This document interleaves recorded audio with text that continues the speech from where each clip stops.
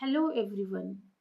आज फिर से हम डिस्कस करेंगे कि हमें ई की कौन कौन सी साउंड्स जो होती हैं वो क्या होती हैं, उनके रीडिंग के लिए क्या रूल्स हैं या उनकी स्पेलिंग्स के लिए क्या रूल्स हैं। जैसा हमने प्रीवियस वीडियो में ए के रूल्स डिस्कस किए थे और काफी अच्छा वहां से रिस्पॉन्स मिला, तो आज मैं कुछ ऐसे ही आपको शॉर्ट ट्रिक्स बताने वाली हूँ जिससे आपको ई के रूल्स समझ आएंगे। देखिए, ई की अपनी वैसे तो कोई खास साउंड नहीं होती है कि ई की अपनी कोई पर्टिकुलर साउंड बहुत मतलब रेयर केसेस में ही मिलती है, लेकिन फिर भी इसकी साउंड कहीं ये साइलेंट होता है, कहीं पर इसकी साउंड जो होती है वो ए होती है, कहीं अ होती है, कहीं ई होती है, कहीं ई और अ होती है, कहीं ई यू होती है। तो क्या क्या रूल्स हैं इसके, वो सब हम आज डिस्कस करने वाले हैं। तो रूल नंबर 1 हमारा है कि जब भी आपका दो कॉन्सोनेंट के बीच में ई आ जाए, समझिए कि जब भी आपका दो कॉन्सोनेंट के बीच में ई आ जाए, कॉन्सोनेंट जैसे मैं अभी एग्जांपल दूंगी आपको, जैसे नेट है, एन ई टी नेट, तो इसकी साउंड ए होगी, तो इसकी साउंड आपकी ए होगी। जैसे N E T net, B E T bet, P E T pet. तो रूल नंबर 1 है कि जब भी दो कॉन्सोनेंट के बीच में आपका ई आता है तो उसको आप ए साउंड से ही रीड करेंगे। नेक्स्ट है रूल नंबर 2 आपका। रूल नंबर 2 हमारा आता है कि जब भी आपका ई लास्ट में आता है, जब भी आपका ई जो है वो लास्ट में आता है, तो इसकी वैसे तो अपनी कोई साउंड नहीं होती है, लेकिन जो इससे पहले वाला आपका वॉवल होता है उसकी साउंड इसमें बहुत मैटर करती है। जो ई से पहले कॉन्सोनेंट आएगा और उससे पहले जो वॉवल आएगा उसकी साउंड को ही हम इसमें रीड आउट करते हैं। जैसे मेक, एम ए के ई, मेक, ठीक है। तो हमने यहाँ पर ई की साउंड को रीड नहीं करना है, ई की अपनी कोई साउंड यहाँ पर नहीं है। हमने जैसे मेक और आपका नेम, ये सब आ गया इसमें। अब ऐसे इसी क्रम में अगर आप आगे बढ़ते जाते हैं, कोई भी वॉवल है, कोई भी वॉवल है, जैसे इसमें आपका आ गया आई साउंड की अगर हम बात करते हैं तो RIPE, ठीक है, राइप। तो अगर जो भी साउंड आपका पहले वॉवल है, मतलब ई लास्ट में ई है, उससे पहले कॉन्सोनेंट और उससे पहले जो भी वॉवल है उसी की साउंड को लंबा करके आपको वो रीड करना है। जैसे अभी मैंने एग्जांपल दिया, रिप, REP रिप होता है, लेकिन अगर इसके पीछे ई लग जाता है तो ये राइप बन जाता है, RIPE राइप। तो अब हमने नोटिस किया, देखिए दोनों में RIP तो है, लेकिन एक बार हम उसको रिप पढ़ रहे हैं और एक बार हम उसको राइप पढ़ रहे हैं। क्यों? क्योंकि ई का रूल कहता है कि अगर ई लास्ट में है और उससे पहले कॉन्सोनेंट है और उससे पहले कोई भी अगर वॉवल आता है तो आप उसको लंबा कर कर ही उसकी वॉवल की साउंड को रीड करें। इसी क्रम में और भी बहुत सारे एग्जाम्पल्स आपके हो सकते हैं, जैसे नाइन, पाइप, और ऐसे ही अगर ओ साउंड है, जैसे ROB रॉब होता है, रॉब, ROB रॉब, लेकिन अगर इसको आप ROBE कर देंगे तो इसको आप ओ पर पूरा प्रेशर डाल करके रीड आउट करेंगे, जैसे रोब, रोप। तो हमारा आई थिंक इन एग्जाम्पल की हेल्प से आपको क्लियर हो गया होगा कि अगर ई लास्ट में है और उससे पहले कोई भी कॉन्सोनेंट है और उससे पहले जो वॉवल है उसकी साउंड पर ही आप पूरा लंबा साउंड उसका रीड कर करके उसका प्रोनाउंसिएशन या उसकी रीडिंग जो है वो होती है।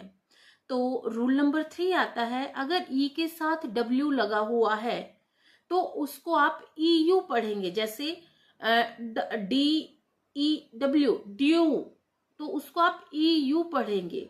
रूल नंबर 3 आपका है कि अगर ई के लास्ट में या ई के बाद में W लगा हुआ है तो आप उसको EU पढ़ेंगे, जैसे ड्यू, क्यू, फ्यू, ठीक है। तो रूल नंबर 3 भी आई थिंक क्लियर हो गया होगा कि जो इसके बाद अगर डब्ल्यू आता है, इसके कुछ और भी नए वर्ड्स हो सकते हैं, जैसे ड्रू, ब्लियो, तो बहुत सारे वर्ड्स इसमें बन सकते हैं। बस आपको ध्यान रखना है कि ई के बाद डब्ल्यू है तो उसकी साउंड को ई यू पढ़ेंगे। ई ए के साथ जैसे अभी मैंने बताया आपका कि ई ए, जैसे इसको भी आप ई पढ़ेंगे, जैसे नीट, रीड, ये सब एग्जाम्पल्स हैं। लेकिन इंग्लिश में अपने कुछ जो होती हैं वो एक्सेप्शंस होती हैं। जैसे इसमें ब्रेड है, BREAD, लेकिन हमने यहाँ उसको ई नहीं पढ़ा, यहाँ हमने उसको ब्रेड पढ़ा है। तो कुछ पर्टिकुलर वर्ड्स में एक्सेप्शंस आर देयर, बट दोनों के केस में, ई डबल ई के केस में या ई ए के केस में, इसको आप बड़े ई से ही प्रोनाउंस करेंगे। नेक्स्ट आता है आपका रूल जो है आपका, अगर ई कॉन्सोनेंट प्लस ई होता है तो उसकी साउंड भी ई ही होती है। आई मीन टू से कि जैसे ई कॉन्सोनेंट कोई भी और लास्ट में फिर से ई आ गया तो उसको भी आप बड़े ई की साउंड से या ई की साउंड से ही पढ़ेंगे। जैसे मैट, मीट हो गया आपका वर्ड, कंप्लीट और कंसीड, ये सारे वर्ड्स इसी का एग्जाम्पल हैं। देखिए जैसे अभी हमने बात की कंप्लीट की, तो हमने क्या किया, COMPLETE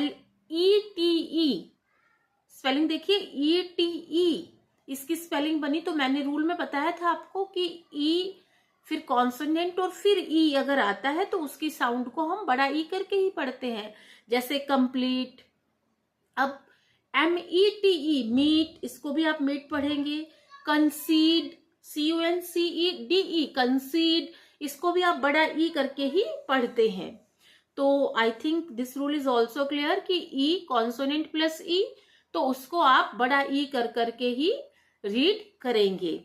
नेक्स्ट आता है, जब भी किसी दो कॉन्सोनेंट के बीच में, next rule very important it is, अगर किसी भी दो कॉन्सोनेंट के बीच में, ठीक है, ER आता है, ध्यान से सुनिएगा, अगर दो कॉन्सोनेंट के बीच में ER आता है तो उसकी अपनी साउंड जो है वो अ होगी, जैसे फर्टाइल, ठीक है, जैसे फर्टाइल, FERTILE फर्टाइल। तो देखिए ER आ गया किसके बीच में, FERT, यानी कि F और T के बीच में क्या आ गया आपका, ER आ गया। तो इन केस में जहां भी दो कॉन्सोनेंट के बीच में आपका ER आता है तो उसकी साउंड अ होती है, जैसे वर्ब, हर्ट। तो इसमें आप अ की साउंड से इसको पढ़ेंगे। नेक्स्ट आता है, अगर कोई भी वर्ड आपका ई से स्टार्ट होता है, ठीक है, आपका कोई भी वर्ड ई से स्टार्ट होता है तो उसकी साउंड भी आप ए से ही पढ़ेंगे, जैसे एनर्जी, एजेस, एंटर। तो ये तो कोई खास इसमें बड़ा रूल नहीं है कि कोई भी वर्ड अगर आपका ई से स्टार्ट होता है तो उसको आप ए साउंड से ही रीड करेंगे। लेकिन फिर भी कुछ चीजों में एक्सेप्शनल चीजें होती हैं, तो इसमें हो सकता है आपका, जैसे एक्सेप्शंस है वो भी ई से स्टार्ट होता है लेकिन हम उसको एक्सेप्शंस पढ़ते हैं, ना कि एक्सेप्शंस। तो ये कुछ चीजें हैं जो हमारे चीजों को रीडिंग करते करते ही हमें समझ आती है कि हमें कहाँ किसको ई पढ़ना है और कहाँ ए पढ़ना है। बट फिर भी मैंने आपको लगभग ई साउंड के सारे रूल बताए हैं। तो अच्छा, लास्ट एक रूल और भी आपका रहता है कि अगर ई के बाद डबल एल आता है तो आप उसको ए साउंड से रीड करेंगे। लास्ट अभी बोलते बोलते ही अचानक से माइंड में आया कि अगर आप ई के बाद डबल एल आता है तो भी आप उसको ए से ही रीड आउट करेंगे, जैसे बेल, सेल।